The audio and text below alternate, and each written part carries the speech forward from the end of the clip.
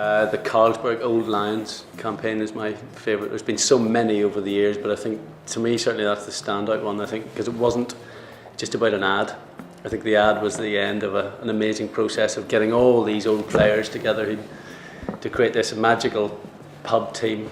And I guess to see Bobby Charlton scoring the winning goal and bringing him back onto the pitch was a pretty magical moment. But I think it generated more press coverage than I've ever seen. It engaged a digital audience that hadn't been done really from certainly the brand's perspective. That went into its millions. It's hard to move away from the Olympics. I think everyone's going to say that. It has been pretty defining. But I'm gonna go with the invention of T20 cricket by the ECB. Obviously, I'm a bit of a cricket fan, so I'm going to say that. But what it's done for the sport has been, pretty game-changing to create a new version of a sport. And I think within 2 or 3 years there was a World Cup. Every cricketing nation in the world now plays it, and it's just brought a whole new audience into the game. It's revolutionised the way the game is broadcast on TV.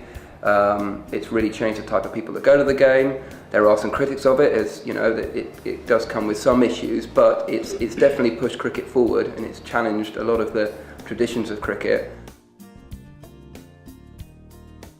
The one that I really like, I think from a performance, was watching Graham McDowell win the US Open. Right to the end, when all the other guys around him were snipping away at his heels and showing the control and passion, and then to go then and do that, the same thing in the Ryder Cup to win it, that to me was just, his performances last year were just amazing. Try and be impartial and not give a cricket example, but I simply can't not mention the 2005 Ashes series here. It was just, for me, it was, as a cricket fan, it was epic. The standard of cricket was just phenomenal. You didn't want to take your eyes off it. Sad to admit, I've probably watched every single ball of it about 3 times since. But it's also the fact that cricket was on the front page of all the tabloids for days, weeks at a time. I mean, the whole nation, the way that Channel 4 broadcast it as well, made a huge impact on it. I think they kind of, cricket was back on terrestrial TV again, and it hadn't been for quite a while. And it was an Ashes series, which always brings out, the best in both teams, and thankfully we won. No question on this one for me, it's Brian O'Driscoll.